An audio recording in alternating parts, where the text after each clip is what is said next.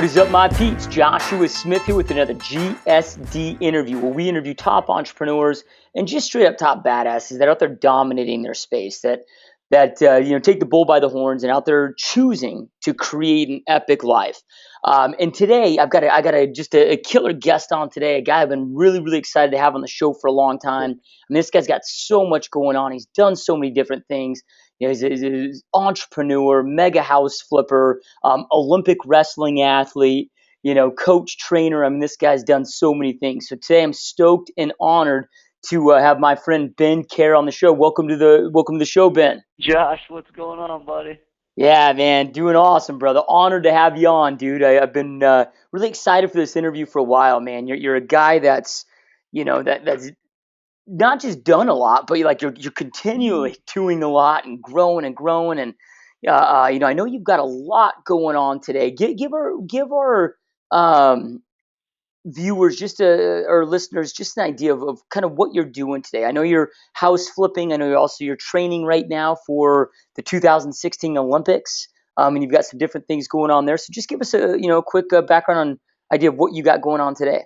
You know what, Josh? I grew up wrestling. My parents told me it was their modern day farm for us. So it was our opportunity to basically work hard because we grew up without a farm, but that was our avenue and access to learning how to work hard, and that's what we did. So I grew up wrestling, and I was able to be successful in that, and I wanted to give back. So I started a nonprofit organization. It's a 501c3 nonprofit where we build champions for life.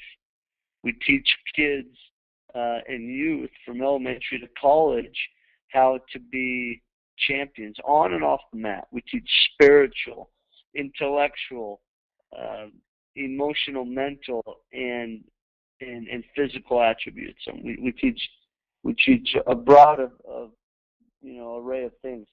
And also, I love to impact and inspire those youth, but also I just have a passion for taking anything to its potential. So I started doing that in real estate.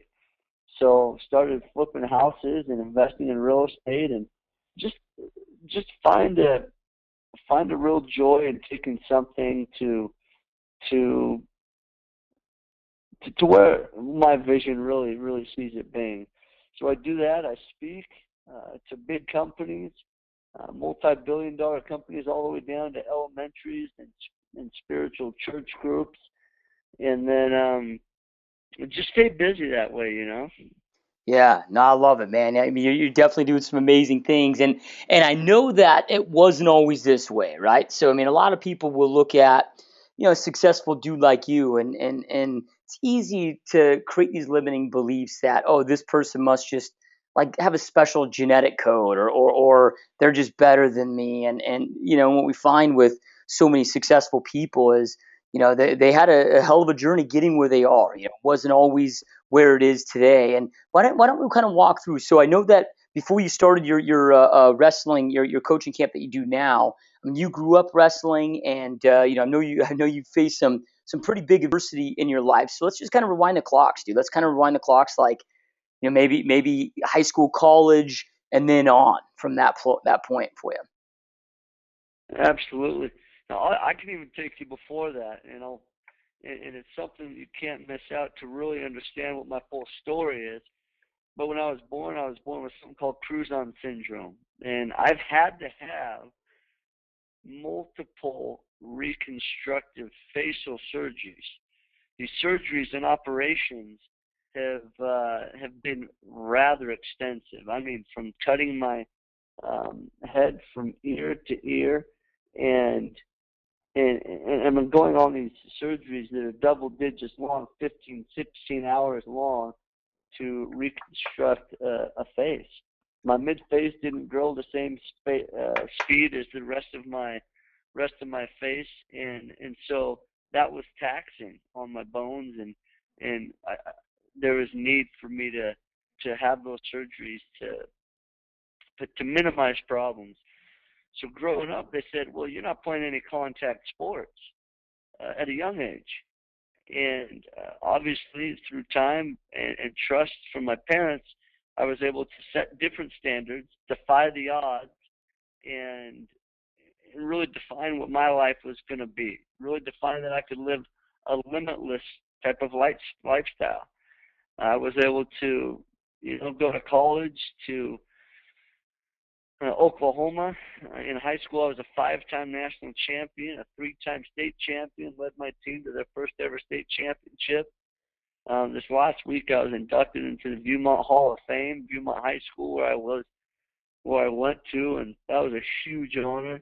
And then I got recruited to Oklahoma, where we took third in the country.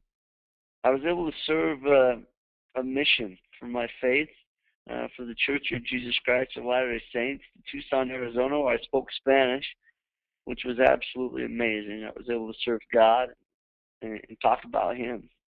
Yeah, it's And as I awesome. came, yeah, it was a huge blessing, man. I mean, first and foremost, that's why we're here. That's why we live, right?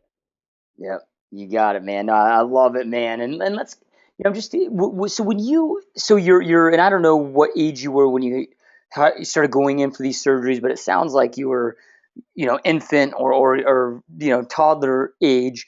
At what point did you make the decision to be like, hey, man, I'm sick of listening to these doctors. I'm sick of not going out there playing sports, man. What point did you make the decision? Like, how old were you, dude, when all that happened? You know what? It was in the elementary stage, and I'll never forget, Josh. I was checking out of a grocery store after elementary. My mom picked me up, and we go to this grocery store, and there was an older gentleman, over the age of 40 for sure, with his kids sitting in the checkout line right in front of us. I'll never forget, as I was just looking at the magazines and the candy bars and what I wanted to have my mom buy for me or whatever. This older gentleman looks at me, tugs his kids on the shoulders, and points at me and verbally harasses me, basically, and makes fun of me. And a young kid, I don't know what to do. I mean, what do? You look at him and uh, you don't do much. You can't go anywhere. It's not like I had my own vehicle. I could just drive away. If it was an odd colored hat, or if it was a shirt that was ripped that I was wearing that he was pointing at, I would have took it off and burned it. But there was nothing I could change with what he was making fun of me for. You can't take off any physical appearance. And I went home that night. I crashed in my mom's arms, and I just said, "Why? Why me? Mom, can you take this away?" And she said, "No, I can't." And we just cried together. And afterwards, she sat me down and she looked at me and she said, "Ben, you choose victor or victim from here on out. You choose victim mindset. You choose scarcity mindset, selfish mindset, or you choose victor. You got to be a champion, Ben. You're going to be selfless. You're going to have an abundant mentality, and you get to overcome this." And I'd be lying if I said that that I was perfect in choosing victor from that day forward, but I was backed against the wall, and I chose victor in that time. I can't even tell you how many times since that point I've had to choose victor over victim, from being made fun of um, by my buddies or whatever. It's totally changed my life and really taken me to a new level. Yeah, man, that's so powerful, and such. I mean, just to be in that, have your mother, who your mother is, and to have those words of wisdom at such a young age, and I mean, that's pretty amazing, dude. Yeah, So it's powerful, and just to surround yourself by people that absolutely believe in you and know that you're limitless was unbelievable for me. I mean, we all know that we're only as good, we're like an average of the people that we surround ourselves with, right? And so I was lucky enough that my parents and a lot of my close acquaintances and friends at that time were very, very powerful and inspirational people. So I was an average of who those people were. And so I think that's important too, that we surround ourselves with people who we want to be like, whether they're better than us in one aspect or another. That's who we surround ourselves with. That's who we decide to talk to in the morning, in the evening. And I think too many people think that we just need to wake up, roll out of our bed, and just live life. But it's how we live and where we live and who we live it with that makes us who we are, you know? Yep, absolutely, man. Couldn't agree more. And one of these things that in life, there's especially like you look at today. Like everything that you go, whether you're watching TV or you're listening to the radio, I mean, it's all just a bunch of negative garbage. I heard a stat recently that it's like the average American hears and sees 25,000 negative things a day and only 2,000 positive. Um, so we have all this negativity that we just see in the world, but there's a lot of positivity, but we've got to go out there and search it within people and the activities that we're doing at that young of an age, dude. Like, so you make that decision that, okay, I'm not going to be victor, I'm going to be, or not victim, I'm going to be the victor here. I'm going to get involved in wrestling. That's going to be my outlet. What were some of the things, dude, that you've done? Because I know we all kind of face this in our worlds of how do we stay positive with all this negativity around. Like, what are some things that you did at that young age and that you still do today? Because, dude, you're still, I mean, you're getting ready to training for the 2016 Olympics. So your journey's still rolling, man. I mean, what did you do and what do you continue to do to just stay so focused and stay so positive? I think that's what it is. It comes down to focus and attitude and perspective. Honestly, it's perspective. Because so much junk can happen in our lives every day. But what type of perspective do we take? What type of, how do we receive that?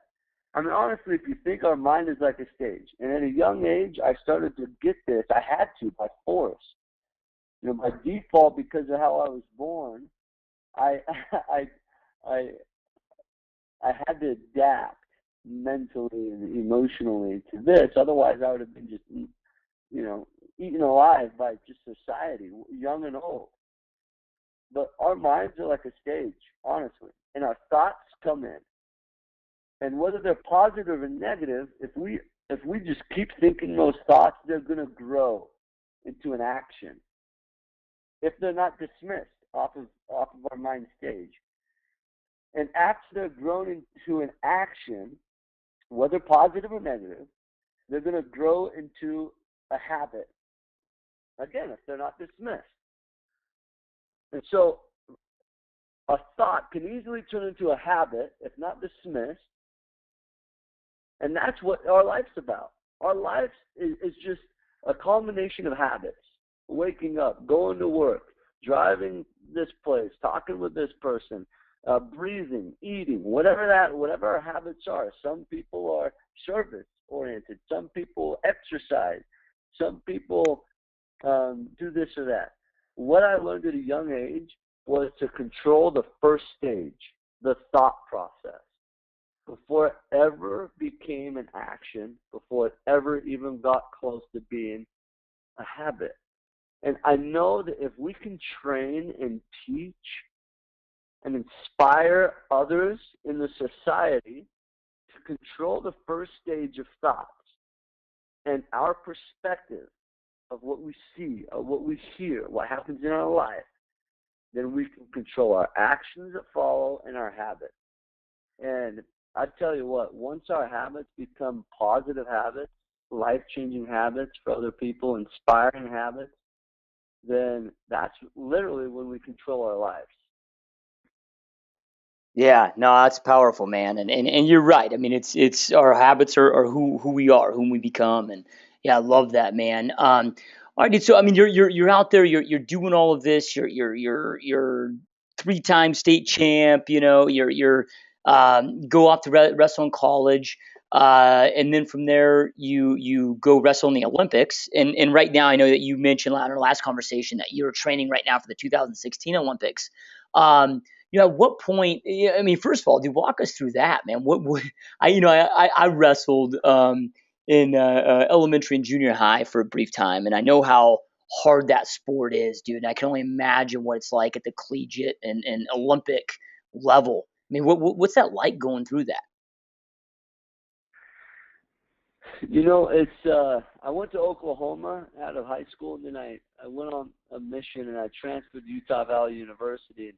And Oklahoma to Utah Valley was completely different. Utah Valley was a brand new program. I helped to pioneer, and I saw the top of the food chain to the bottom of the food chain, because Utah Valley was just at the bottom, brand new team, and it was even harder than I thought it would be.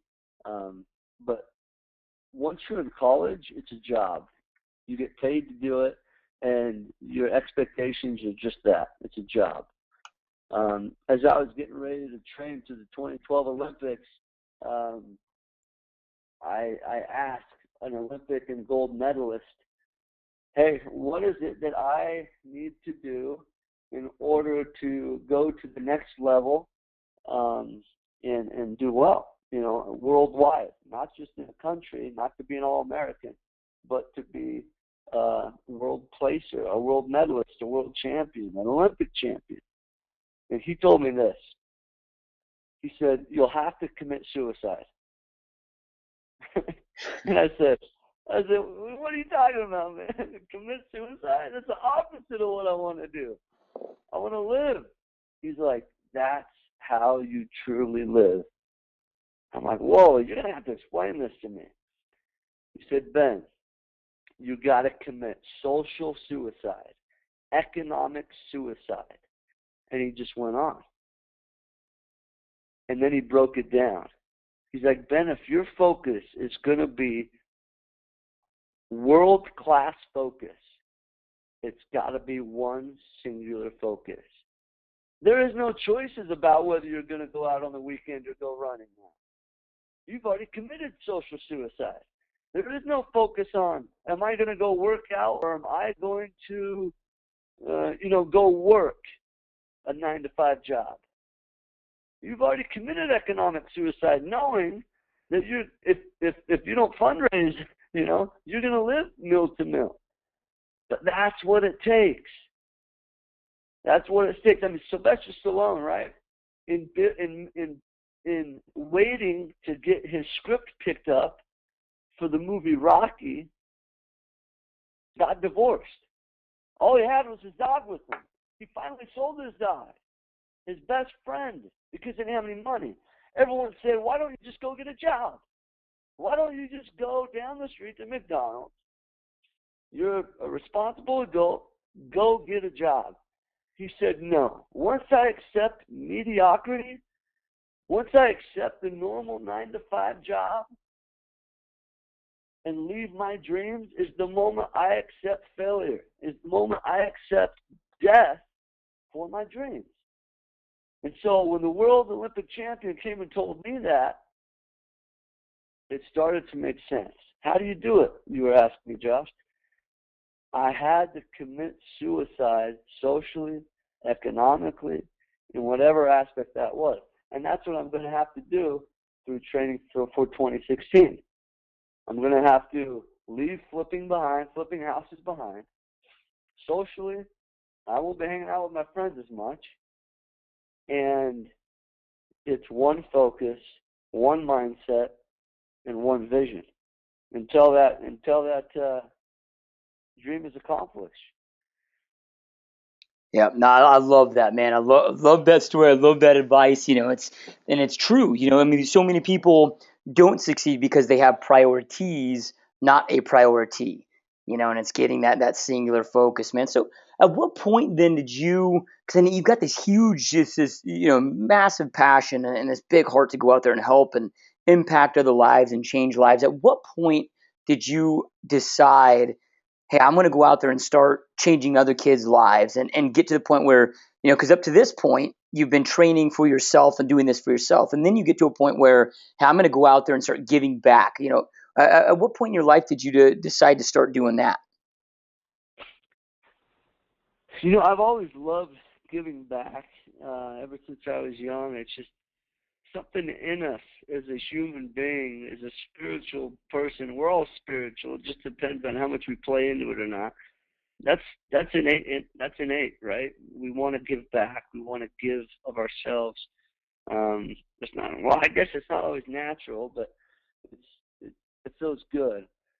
When I came back from London, I was an Olympic alternate in 2012. I was one of the Olympic alternates for the U.S. and um, I decided I want to jump in the sport and really give back to kids. And so I started a nonprofit organization called the Utah United Foundation.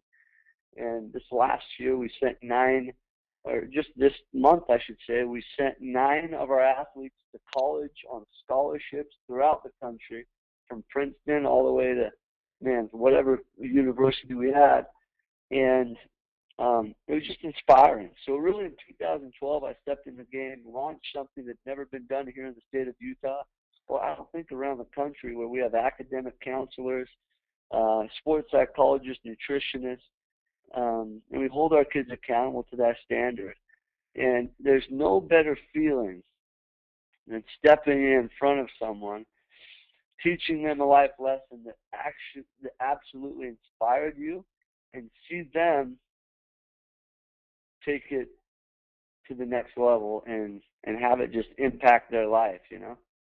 Yeah, and one thing that I love about what you've built there is in our last conversation, we kind of talked about this pretty heavily. I mean, you mentioned that you even bring in. I mean, everything's just so well rounded. It's not just, hey, let's create an epic wrestling camp. It's, let's go out there and create champions that can go out there and just do big things with their lives in this world. I mean, you're bringing in, you tell like financial advisors from Goldman Sachs, and I mean, you guys are so focused on so many different elements. I mean, what is a typical day for somebody that's maybe going through your camp? I mean, what does that look like?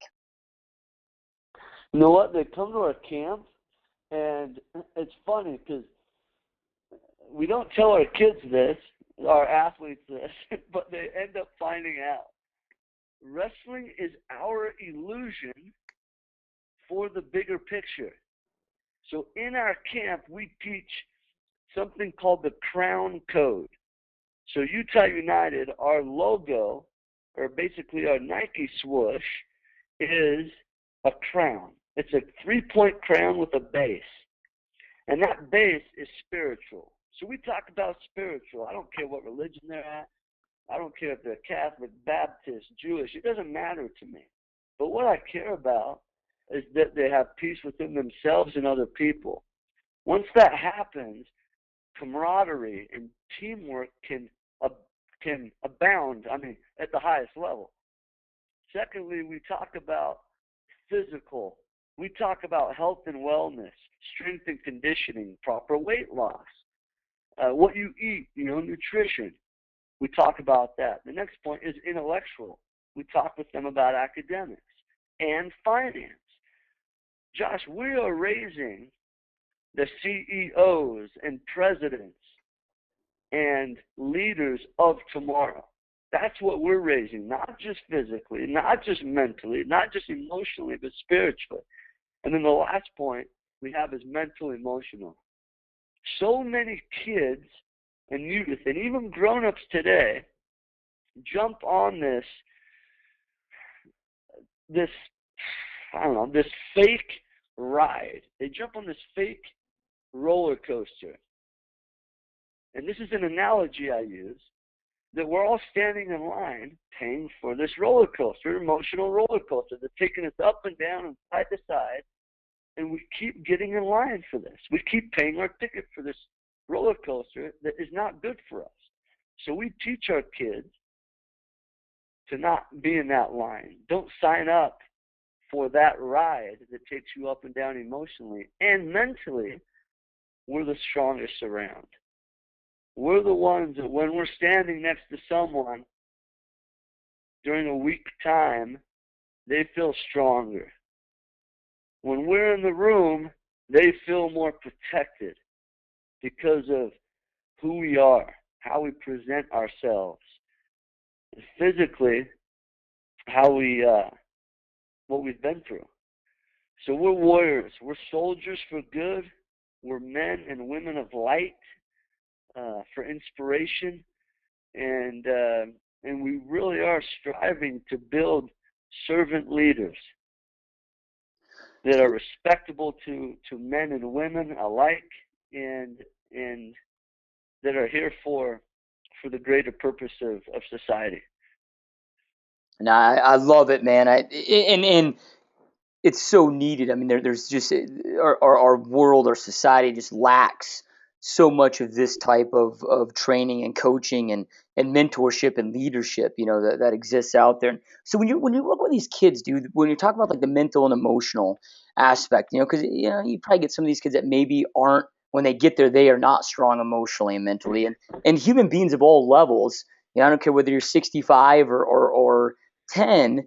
A lot of people are really struggle with that, riding that roller coaster, riding. I mean, what are some of those things for some recommendations? If we have some listeners or people out there that are choosing to get in line and take that roller coaster, but they just don't know how to get off. They don't know what the next option is. I mean, what are maybe some of the things that you guys teach there, to start implementing right away to make sure that they are making those right decisions, right habits to be strong mentally and emotionally. Absolutely. I love it. First and foremost, what we do in and this is what I tell my coaches and instructors, our job is to teach and enlighten these kids, or really not even teach and enlighten them, but just allow them to understand and get them to uncover what their why is. What's their why in living? What's their purpose? What's their mission? Because every single person, Josh, your why, my why, my wife's why, my friend down the street, we have different whys, different motivations, different things that push us along, different things and activities or feelings that get us up in the morning. That's what we teach them. Yeah. And we teach them that during those hard times, when they're backed in the corner, we teach them certain processes. A process being what we call an incantation, otherwise known as positive self-talk. Now, some people during those hard times, they pray. That's an incantation. That's a form of a positive self-talk or communication with a higher being. Some people sing songs or listen to hymns or rap or country music or whatever they think that inspires them. Other people read poems. We teach them to find something that inspires them. Something that when they say that or hear whatever that is, that it makes the hairs on the back of their neck and their arms stand up. And it's happened again and again. I'll share a story if you don't mind. We had a kid named Tawny, and he was 250-pound, big Polynesian. In junior high, that's a kid you just don't want to mess with, right? Well, and he goes to junior high, and he's socially autistic, and he's getting bullied. Physically, he's enormous. Nobody would want to touch him or tell him what to do this or what to do that or pick on him. But emotionally and mentally, he was having a hard time. And to the point, like, how bad, right? How bad people want to know. Well, how bad was the situation? How bad was he getting bullied? Well, girls would say they liked him just so when they turn around, they'd make fun of him. Like, who would ever like this kid? His little brother would walk into a bathroom, in a locker room, seeing two kids choking him out. Jeez. It got so bad that he'd be walking down the hallway smelling like urine because people would unlock his locker and urinate all over his backpack and his books. And that's the life he lived. He got so bad he started slicing his wrist. He wanted to choose that life. He started coming to our program, right? He started coming to our a program of wrestling. And that's why he thought he was coming. But we would process stuff every day before he left. In a 1 year period of time, from being bullied from trying to end his life. He jumped from a 1.4 GPA to a 3.6. He was never wrestled before. He went to being a two-time state champion, second in nationals, and he started telling a story. He started living life. And there's so many people out there nowadays, Josh, that are autistic. The numbers are growing. And it just goes to show that it doesn't matter who you are, what physical or mental limitations you have, you get to choose your perspective. You get to choose what your outcome is. Yeah, no, that's a powerful story, man, and yeah, I mean that's what's so cool about it is with your camp and what you're doing is it's not just hey let's help these kids get into college and become epic wrestlers. I mean you're it's like hey we're just teaching and coaching and training these guys to live epic lives and if they get scholarships that's the bonus, right? So I love it, man. All right, dude. So let's kind of transition because I know right now you're flipping a lot of homes, right? So you're out there doing, you've got this going on. You're training for the 2016 Olympics. Plus, you're out there flipping a lot of homes. You've got teams out there of people out there, crews working on homes. What? How did you get interested in real estate, man? How did you get interested in house flipping? You know what? My dad's a commercial real estate lawyer, and I don't know your viewers or listeners out there um, who's ever heard of Rich Dad Poor Dad, but my dad was the one during dinner time who talked with us about what he was doing during the day, talked with us about principles and values. I was really fortunate and blessed to be able to have that dad. We didn't have a TV growing up, honestly. We never had a television screen until probably I was in high school. So we learned from what our dad told us. We learned from activities. I remember going and demoing a couple of houses with a bat. My dad actually checked me out of school in fourth grade to go demo a commercial building that he just bought. It was just fun. So I went into corporate America after college and absolutely hated it. I couldn't sit in the desk. I was under basically the law of someone else, and that's great for some people, but it just wasn't great for me. And I stepped out and started flipping homes. And some people say, how did you do it? Well, the first home I did was a home that I took over control on for $2,000. I did a seller finance because I didn't have the money, and so I just started being creative. Josh, I think a lot of people wondering out there that don't have all the money in the world wonder I can't do anything. I don't have $500,000 or 200 or 300,000. Money, honestly, is something that you can create and invent. I didn't have the money to buy the home that I found, my first flip home. But 6 months later, well, even when I just initially bought it, I took over a home on seller's finance for $2,000 down. I took control. I got the keys, not just to the home, but to everything under the roof.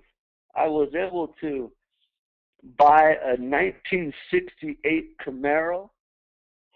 It was beautiful. Fire engine red, worked like a charm, and a 1973 Lotus. Now I tell you that hopefully not to sound arrogant, but just to let our listeners out there start thinking. Sometimes when we think there's not opportunity out there, it's because of our own thought process. There's opportunity everywhere. And if we can create an idea, if we can create an opportunity, we create a monetary option for ourselves. I didn't have all the money to buy this house, but I created an opportunity through my relationship to get seller's financing. I created money through creating some ideas that created demand. I know sometimes it's hard to hold on to, but money, honestly, can be created in the matter of minutes if we're brave and courageous enough to think outside the box. Does that make sense? Yep, absolutely. No, I like it, man. Yeah, I mean, you go find the deal, and you'll find the money, the investors, the partners, and yeah, 100%, man. So what does it look like today for you? I mean, is flipping, because I know you've got your wrestling camp going on. I mean, is this yeah, I mean, how much of attention are you able to put to the flipping side of it? Like, what does a day in the life of essentially Ben look like today? So, for example, today, I'll walk you through what I did today. Last night, really late, I got back from a high altitude training session with Utah Valley University, which is a university that I I help I help mentor. Um, so I invited 30 of their athletes at Division One college here in Utah, and I took them on a team building retreat for 2 days. So I got back late last night. I'd get up and I attend to my real estate. So I'd get up and I attend to my real estate and attend to my workouts, of course. I'm really blessed that I have teams that I trust. So a lot of times I don't need to be there for it. They buy their own materials. Obviously, I pay for them, and everything's really delegated in that aspect. I don't do any of the, I don't have a hammer in my hand. They do all that stuff, and I've been able to hire people that are way better than me at that stuff. Um, but my workouts, the more, I get closer to 2016 Olympic trials, the more I get to focus on that. And that's when I bow out of the flipping real estate. I'll be able to flip real estate for the rest of my life, and I'll be able to invest in real estate. 2016 isn't getting any, it's not coming any slower. Uh, you know, it'll feel like tomorrow that it will be um, the Olympic trials. So I'll need to phase more out of the real estate, and I'll need to dive more into the physical and mental testing of my body to be ready for 2016 Olympic trials. Yeah, awesome. I love it, man. So how many? So I know it's going to be getting phased out here soon, but like right now, before you're phasing out, I mean, how many? I mean, are you flipping kind of like a house at a time, or do you have 10 projects going on at a time? I mean, what does that look like? You know what? I wish I was doing just one house at a time, and at the same time, wish I was doing 10. I've got so many things going on right now. I'm about in between that. Right now, I have 4 projects going on. Um, I'm I'm taking my nonprofit organization to the next level. Next week we branch out with another location. It's basically like opening another small business in a new location. And I'm talking with other people about opening up more locations in the future. So right now, my focus is a little bit away from flipping, and I've been able to spend more time in the nonprofit realm and really getting the right people on board to take it there. So right now I'm doing 4 homes, and that's enough for me since it's part time. And if it was just full time, that's all I had. I could double or probably triple that, but that's all that's what I'm doing now.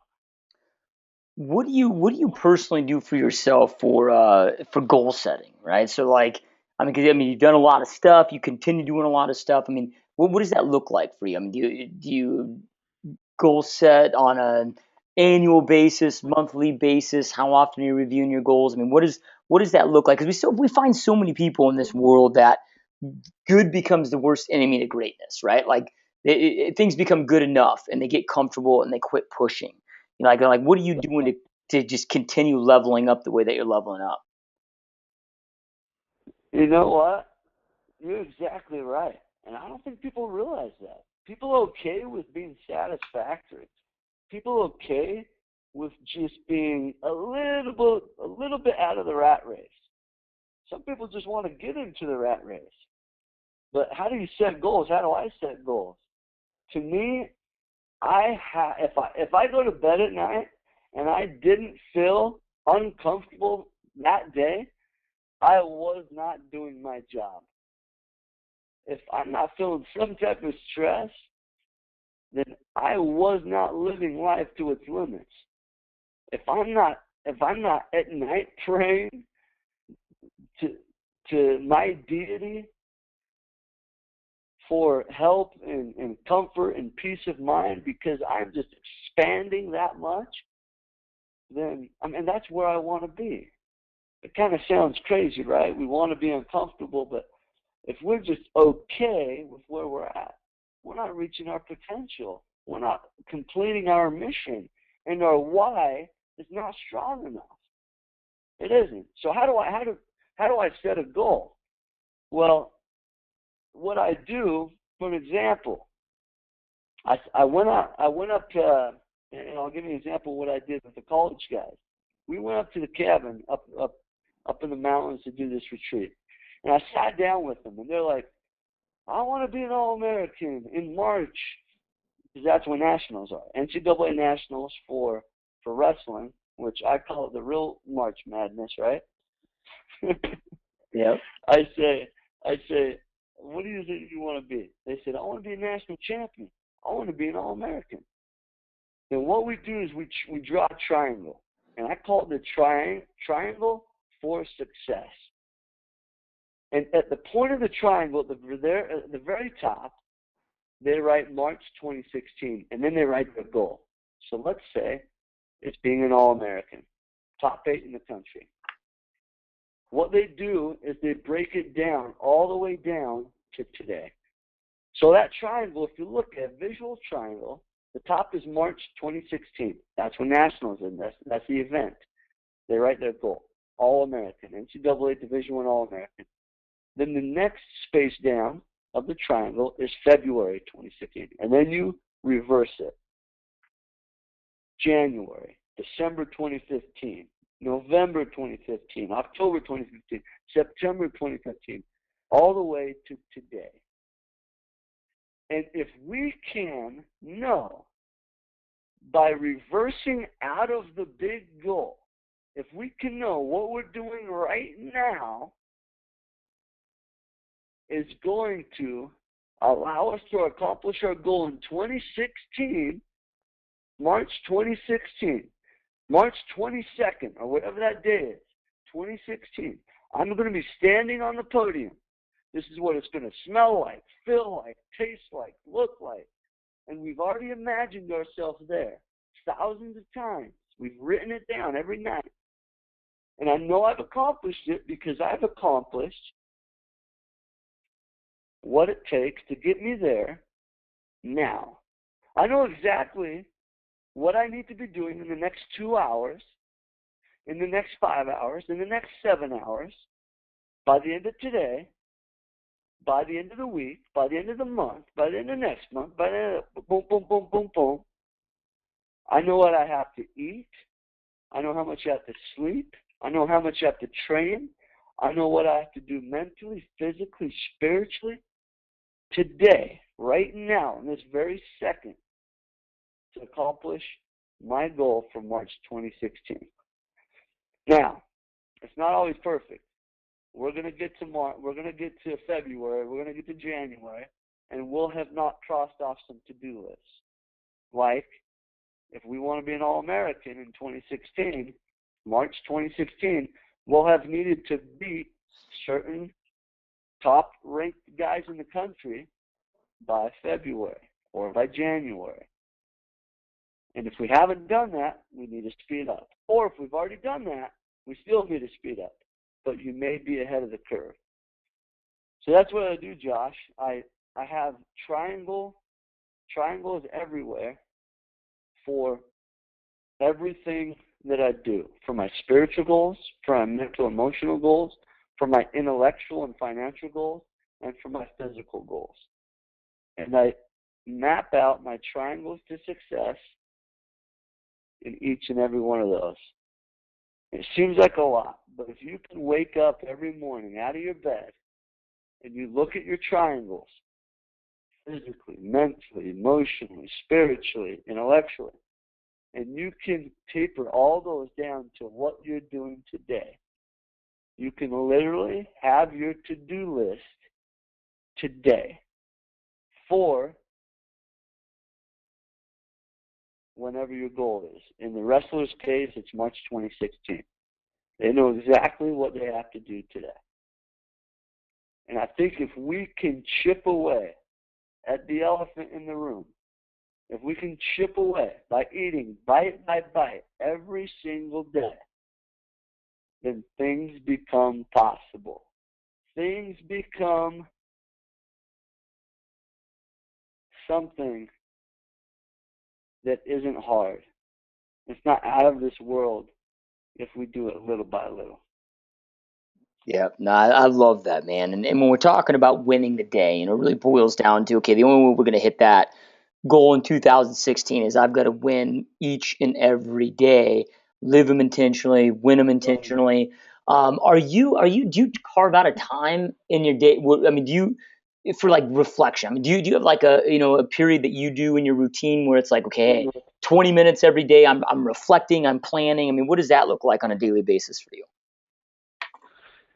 I do. My massive day that I do that for, though, is Sundays.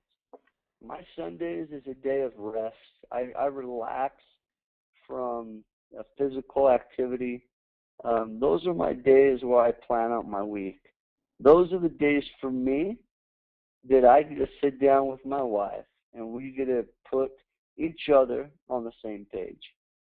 And if I can do that at least once a week, and sometimes I do it Wednesday as well, where it's like my midweek. It's like the hump day in between the week, right?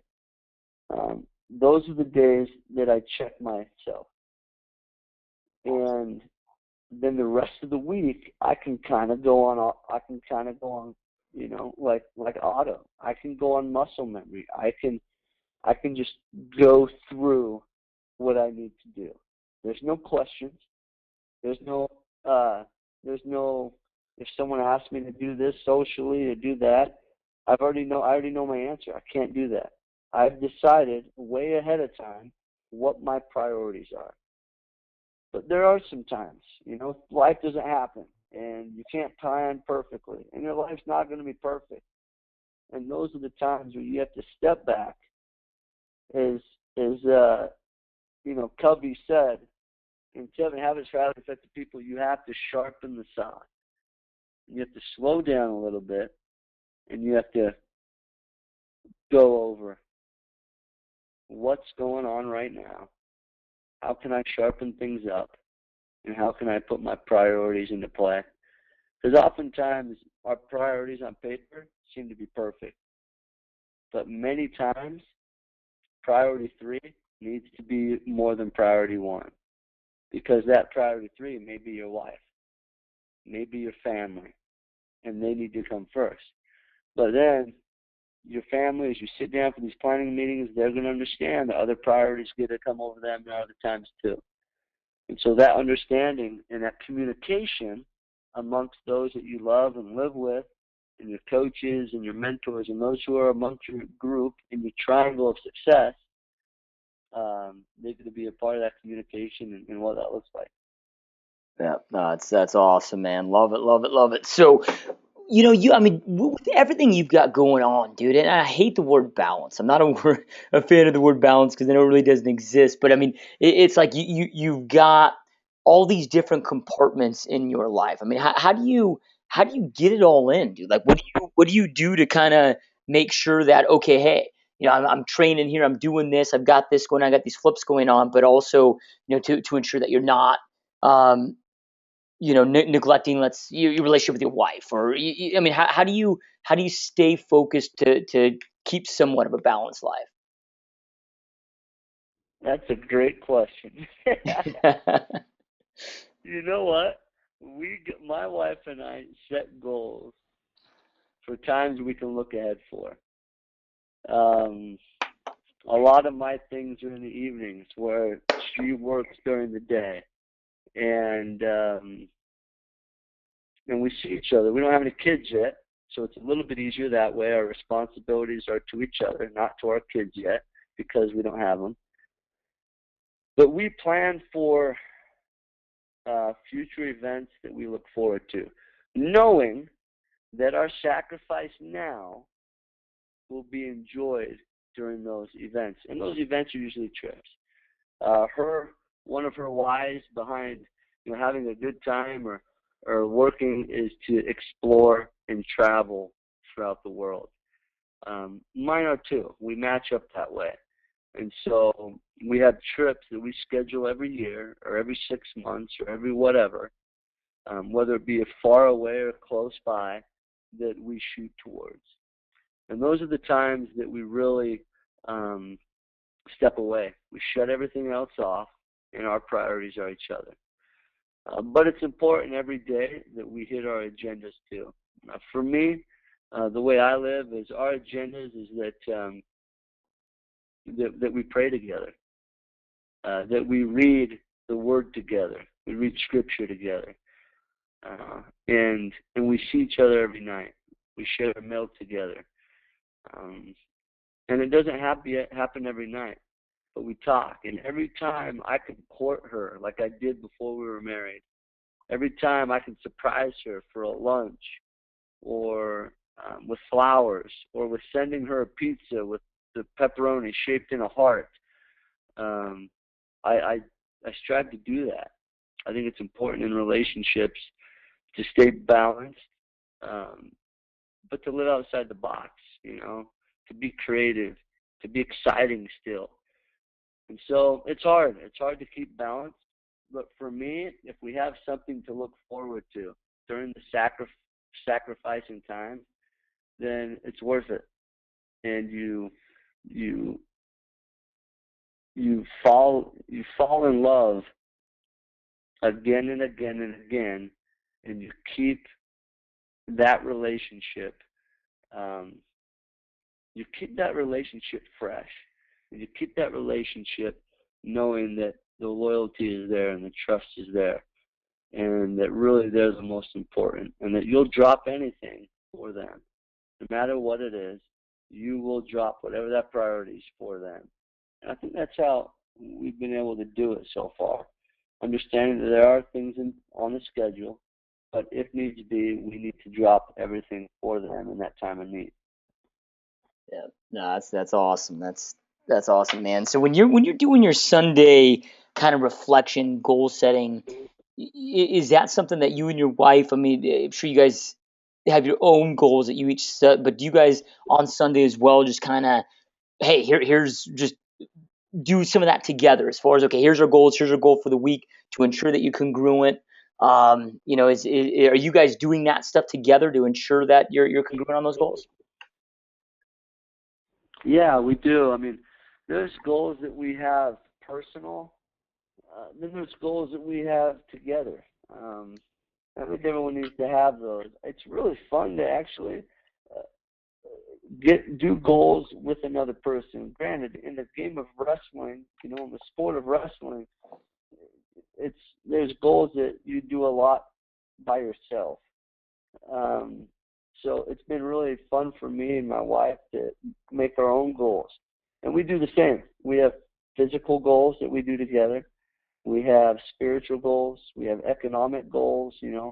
Financial goals, and academic goals, even though we're done with college, and mental, emotional goals.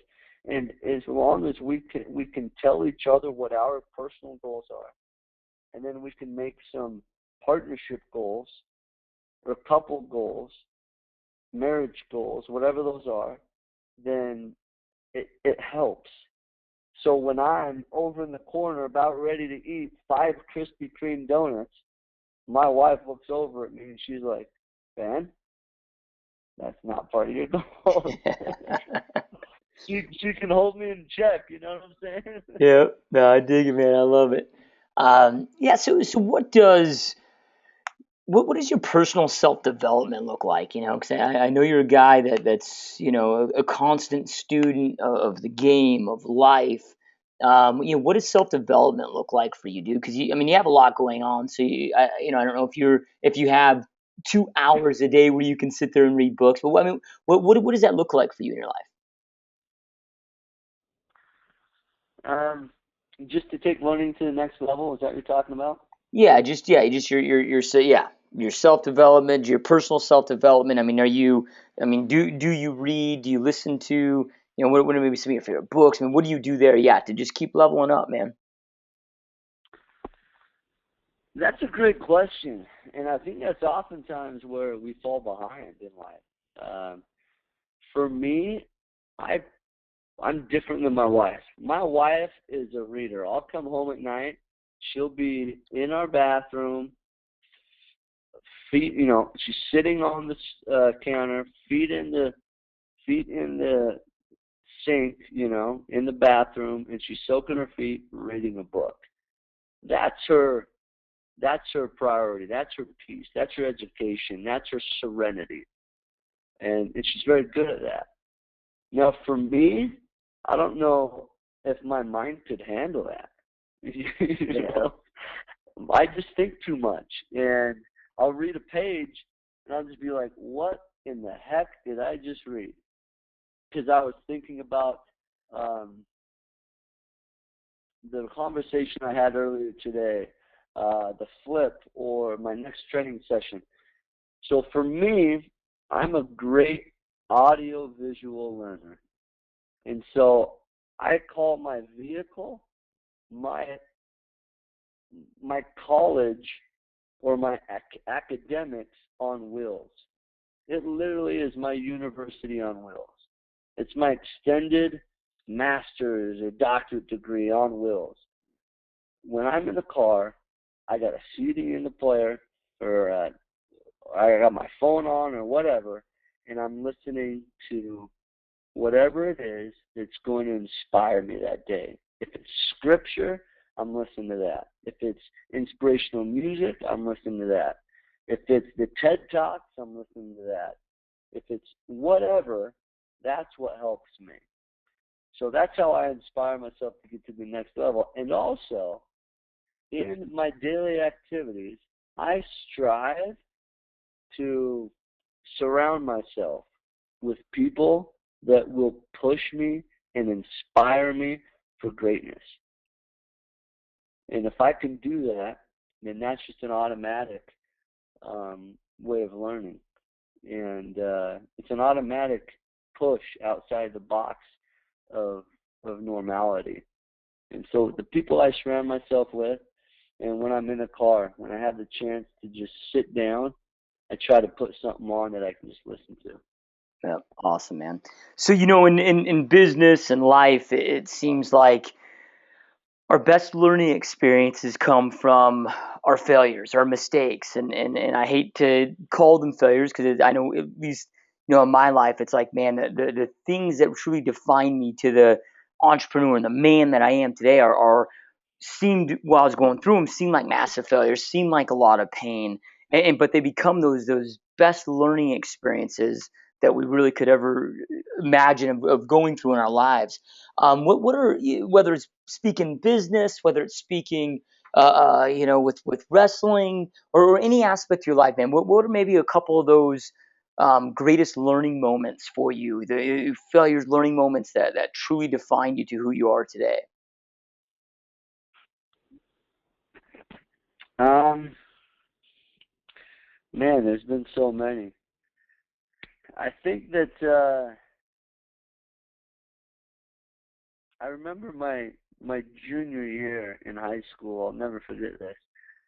Um, I had my goal set right, and I wanted to be a three-time state champion. And I was a junior. I hadn't won state the second time yet, and I put a 3X on my arm on my Letterman's jacket, meaning three-time state champion. I was just that confident that I could achieve my goal.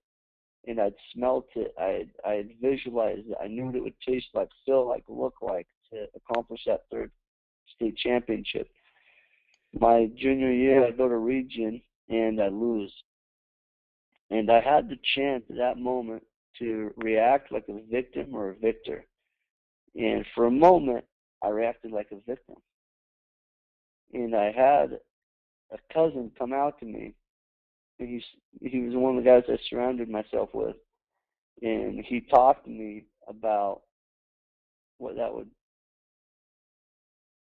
feel like and look like if I were to just stop right there. And I changed my mindset. It was a paradigm shift. I changed my perspective.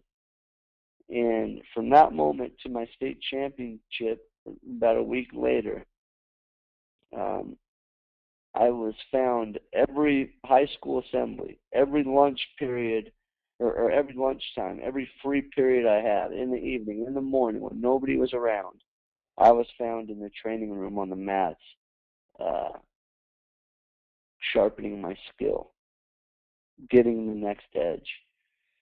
That was a moment that changed my life. That was a moment that let me know that my mind was more powerful than than a lot of things. If I decided that I can do something, I did it. My senior year in college, I getting ready for nationals. I go to conference and I lose to a kid I never lost to, and I was going to choose to. I had two choices: victim or victor. I chose victor, even though I didn't want to in a lot of ways. And I came back and I beat the guy, just pounded him. But it was the people who surrounded me that allowed me to do those things. I can't talk enough about how important it is that we surround ourselves with people that are better than us in whatever aspects. I don't care who you are. I don't care if you're a bum on the street. If I were to go to a bum on the street or whoever, you could find something. I could find something that they're better at than I am. But the important thing is that we look in life at the people who we desire to be like. And we find every attribute that we want to be like, and we force ourselves in their circle. And we realize these are the attributes I want to learn from them. And we go about it that perspective, and we invite them to be in our lives. And I believe if we do that, then we'll start attracting similar people. Yeah, it's like that saying when we were kids, when your parents would say, "Show us your friends, they'll show you your future." It seems like it holds more true as an adult, than it did as kids, man. It is so critical. And so speaking of that though, man, like let's say, because it could be tough, right? Like maybe you had a buddy that you grew up with, or some friends that you grew up with that isn't leveling up in life, and you've kind of outgrown them with your goals and what you're trying to do, and I mean, how do you, a lot of people struggle with that, dude, with the whole reaching up for friends. And, I mean, what do you, I mean, is it just really like draw that line in the sand and just saying, hey, here's the people that we've got to, these kind of maintenance friends, if you will, not growth friends, that we just have to starting right now, make a decision to eliminate our time with them. I mean, what's that like going through that? So I guess you were talking about what's it like picking the right friends. Is that what you're saying? Yeah, yeah. Well, I mean, just because I mean, this is a question I get quite a bit on the show. Is hey, because there's so many uber successful people like you that say the same thing, in that you're a result of the five people you spend the most time with, right? So Absolutely. if you want to become financially wealthy, well, make sure that you get around and surround yourself with these financially wealthy people, and quit hanging out with your broke friends. But it becomes tough, right? To Yeah, I mean, how do you reach up? How do you get in those same circles? How do you get in those same rooms? And how do you start eliminating those relationships that are, I guess, really toxic or unhealthy for your life? That's a great question, and that's tough for a lot of people. And I would lie if I said it wasn't tough for me. There's some of these toxic relationships, Josh, and that may be your family members. maybe your old best friends, maybe your current wife. And that's tough. That's a tough situation, right? Yep. And it may even be with your kids, and you just have a bad relationship with your family members. How do you approach that? How do you confront that? Do you confront that, or do you just allow it to live and deteriorate?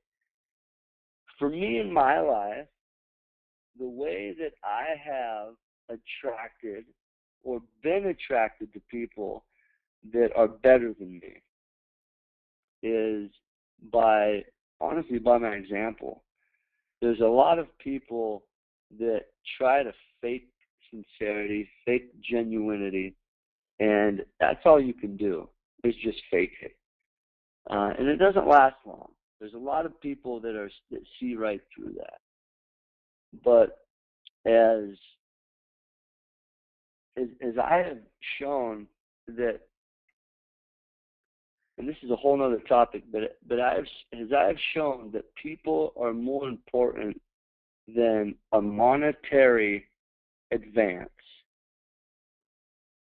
then it's interesting. I have been able to attract and surround myself with people of high monetary value.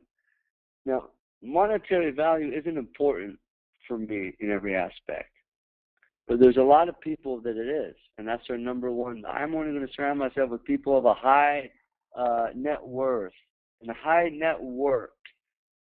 But I've been able to see as I've treated people um, great, whether they could do something for me or not do something for me, whether they're the janitor of the college or the president of the college. And if I treat them the same, you may not get viewed at quickly. You may not be the squeaky wheel all the time. But in the end, I believe that people will respect you and people will trust you. And in my circle of acquaintances and friends and the people I love and trust, they're the same way. When we chat, it's not about how much money you worth, what are you doing now, and how are you getting your next $1 million. It's how's your personal development going? How's your family? How's your relationship with deity? How are you doing spiritually? How are your kids doing? Is there anything I can help you with? That trust and that love goes beyond, because at the end of the day, in my belief, man, all monetary pleasures are left here in this world, and it doesn't travel with us into the next life. And so, what's the real importance behind this? Yeah, flipping houses is good. It brings money to the table. I get that. But my true mission and my true why in this life is to inspire others to love and understand people so that they may know that if they need someone to look to, or if they need someone to put their head on when they're crying, I hope they feel right to call me. And I think if you treat people that way, no matter who they are, you will attract a special group of people. You want to attract every popular person. You want to attract the most richest people all the time. But the people that are like-minded, you will attract, and you will be attracted to. The real people, the sincere people, the genuine people that won't stab you behind the back because the next dollar bill is on the ground in front of you. I think those are the people where people are over power. People are over prestige. People are over fame. And if there is any way that I can make myself be viewed like that, and if there's any way I can attract those type of people, or then I'm living a happy life. Yeah. But because those are who I look for, you know.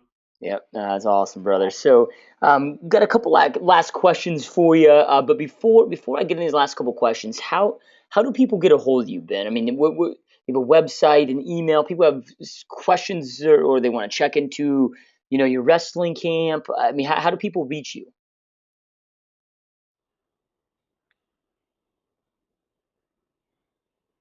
Are you there? Yep. Can you hear me? Oh yeah, yeah. Sorry, you cut out. Oh, sorry about that. How Yeah, do they sorry reach about that, you? man. You gotta love technology. It's that love hate. So yeah, I got a couple last questions for you, man. But before we get into those, how do our listeners reach you if they want to learn more about you, if they want to reach out to you, if they want to learn more about your camps, your nonprofits, what you have going on? How do people reach you and get in touch with you, Ben? I appreciate you saying that. I think connecting and just being a part of people is huge for me in my life. People can email me. It's easy. They can email me at benkjar@yahoo.com. Benkjar. My last name's Kjar. And you say it care like Care Bear. So benkjar@yahoo.com. They can feel free to hit me up on Facebook, Ben Care, or Ben J, middle initial for Joseph, Care. I got a few different Facebook accounts, or they can just like my fan page. They can also go to UtahUnitedWrestling.com, or I have a web page as well, a website at bencare.com, or faceofachampion.net. Faceofachampion.net. I would love any listeners out there to, if I can help you guys in any way, feel free to reach out. I'd love to, chat with you and answer any questions and look to inspire each other. I think that's what life's about. Yeah, no, I could agree more, man. It's yeah, you're definitely an inspirational, amazing dude, man. And your purpose in life, which is to inspire and have a positive impact on other people's lives. I mean, you're absolutely a guy that's doing that on a massive level, man. So and this will be speaking more, I guess, kind of taking it more into your businesses. Um, but a question I like to ask, just for because we have so many listeners, dude. We have so many listeners that are either current entrepreneurs that are struggling, and they're using the show to maybe get that inspiration, that motivation, and tactical knowledge to go out there and create more success. Or they're we have a lot of listeners that are in corporate America, and they're using the show for that inspiration to make that shift into on the entrepreneurial world, because just like you and I, we tried corporate America and it just didn't work out, right? So this question is kind of geared, to them. Um, if you were to start over, like if you had to start over, something happened. I mean, your health's good, family's good, all that's good, but you just financially, dude, something happens and you get completely wiped out. You're starting from scratch with little to no money. Like let's say maybe you got $500 left, over to go out there and recreate your empire that you've recreated. Like, what are the first couple things that you'd go out there and do? But also through this, you've lost all of that, but you've retained, this PhD that through just life and your entrepreneur ventures. I mean, you retain everything that you know. What are some immediate things that you'd go out there and do right away to start rebuilding? Those are some great questions. I wish I would have. Josh, what you do is just amazing. I love what you're doing um, with everything that you're about. I hope the listeners really buy into this because, man, if I could listen to things like this more often, even during these times, even when you are high and you have money, what you're asking just such pivotal questions. But to answer that is life is relationship based. I don't know what it is, but in the real estate market specifically, that's what I know, right?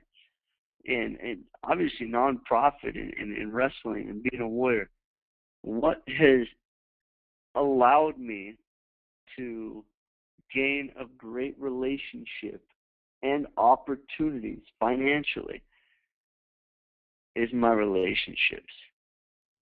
Relationships, understanding, having other people understand that you will not cheat them for a dollar bill is so important. I would continue doing that. I would continue building a relationship. And also, Be willing to work for free or pay to work. Be willing to not feel entitled that, hey, I did this or I did that. You owe me money. Be willing to sacrifice for a greater good. Be willing to invest in future opportunities, knowing that it may not come. Be willing to pay to work until it pays you back. I can't even tell you, Josh, in the signing for houses, closing on houses, one time I was signing a document. And on the document was a partner that placed a percentage of what I owed him. He was a hard money lender. And the percentage was lower than what he and I had agreed about. And I was sitting there, and I looked over at the realtor who was selling me the home, and I looked over at the title lady, and I said, this isn't the right amount. I owe him more money. I owe him a higher percentage. And the realtor looked at me, and he said, just sign it. Just sign it. It's not your fault. Just sign it. I would sign it if I were you. And I sat there for a minute with a pen in my hand, thinking, I could totally sign this. And he probably wouldn't know. And even if he did, I would have signed it, and that would have been the contract. But I said, you know what? I put the pen down, and I said, would you give him a call? Because this isn't what I verbally agreed to. Now, they called him up. He called me back. He said, oh, you're fine. Just sign the paper, and that's what we'll go with. That person will always be my partner. The realtor sitting by me always wants to do business with me. No matter if I have a bunch of money in my pocket or if I have $500 in my pocket, those people will always work with me because of the choices that I make to hold my integrity close to me. I would have made more money. I would have in that situation, but it wasn't worth it to me. So I don't know what listeners are out there or what position they are in their life, but no matter where you're at, whether you're a millionaire or a dollar heir, right? No matter how much money you have, I hope that you would keep your integrity and who you are above that of the dollar bill. And I think that allows you opportunity in life. That allows you ways to get to the next level. You treat people well as you'd want to be treated, and you treat them better than they would treat you. Yeah, man, powerful words. Absolutely love it. And it just comes down to just focusing on that, working on your character, and that's the one thing that people can never take away from you. You can lose all the money, you can lose, but it's what type of a person do you want to be, and man, that's awesome. Love it. All right, man. So our podcast. I started this podcast about 6 months ago, and it was just a way to give back, to go out there and just like I found that what brings me the most fulfillment, hands down, in my life is it hasn't been times I made a ton of money, whatever a lot of people think that brings fulfillment. It's when you're out there having a positive impact on people's lives, when you're out there helping change lives and inspire others. And to me, there's just nothing that's no greater experience on planet Earth than that. So we created this station, we created this podcast to interview just amazing, uber successful people like yourself that have just done so much in the world, and to bring tactical information, bring inspiration, and because in this life it's so sad, but 97% of people live and die in mediocrity, and then die with this heavy-hearted regret of, oh God, I just wasted this one gift called life God blessed me with, and there's no chance for me to go back now and do something about it. So as we kind of wind down here with the interview, what are maybe some last words of inspiration or motivation? Being a guy that's just you've overcome so much adversity, you've done so much in your life, and you continue. leveling up and just doing so many more epic things in your life. What are maybe some words of inspiration, some words of motivation that you would tell our listeners to go out there so that they can go out there and create their own epic life for themselves? Man, you know what? There's so many people out there who are taught to be lions, who are taught to be stallions on the battlefield, taught to be warriors, taught to be these type of individuals that are just stone, right? I love every bit of it, and I agree with that. Also, I agree that there's a higher power out there, and He knows us better than we know ourselves. And I know that our ears and our heart and our mind have the opportunity to connect with that. And my goal in life is that I'm seen as being a warrior and a stallion and a lion for good. But at the moment that my God and my Savior tells me to turn or to flip a U or to go left or right or to go straight through a barricade, that I'll listen. The moment that my power and my thoughts and my intuition is greater than the higher power's plan is the moment I fell. I think for me, the biggest thing is that we are as powerful as we possibly can be, and we do everything we can to reach to our potential. But we also understand that it's a team concept. It's teamwork between us and a higher power. I know there's people out there that may not be religious, and that's fine. But for me, I found a lot of peace. I found a lot of comfort. And more important, I found a lot of purpose. I found my why. I found my mission behind serving others.